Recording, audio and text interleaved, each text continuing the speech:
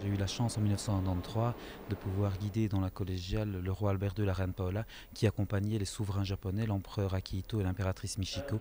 Cette première visite royale sera le début d'une liste qui passera à 6 ce samedi. Le conservateur présentera la collégiale Sainte-Vaudrue à Philippe et Mathilde, nos souverains belges.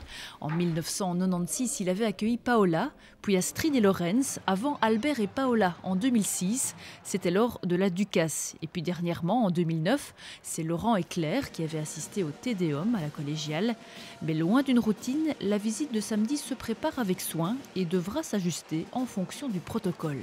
Ça peut être 1 minute, ça peut être quelques minutes.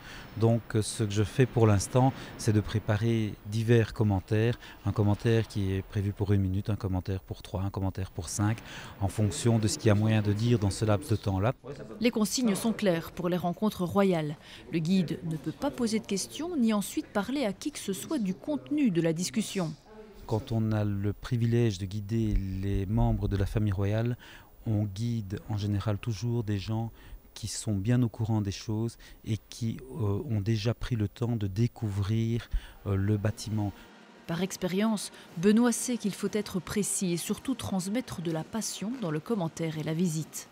Que ce soit la collégiale, que ce soit le BAM, que ce soit le musée d'Usbert, que ce soit la ville de Mons en elle-même, à partir du moment où en situation protocolaire, on en parle avec passion, ça aura toujours des retombées.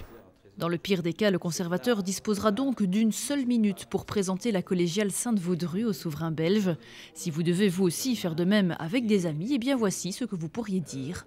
En 1 minute, il suffit de redire que la collégiale est l'église des Chanoinets jusqu'à la Révolution française, que c'était des dames qui avaient beaucoup de soucis de la population parce qu'un bâtiment comme celui-ci est démesuré pour L30, mais c'est du travail donné à toute une région, qu'elles ont osé l'art contemporain, elles à l'époque en demandant à Dubreuil de créer un jubé, et qu'elles ont protégé leurs trésors qu'elles nous ont transmis aujourd'hui, les reliques de Sainte-Vaudrue qui sont un des éléments centraux de la Ducasse de Mons.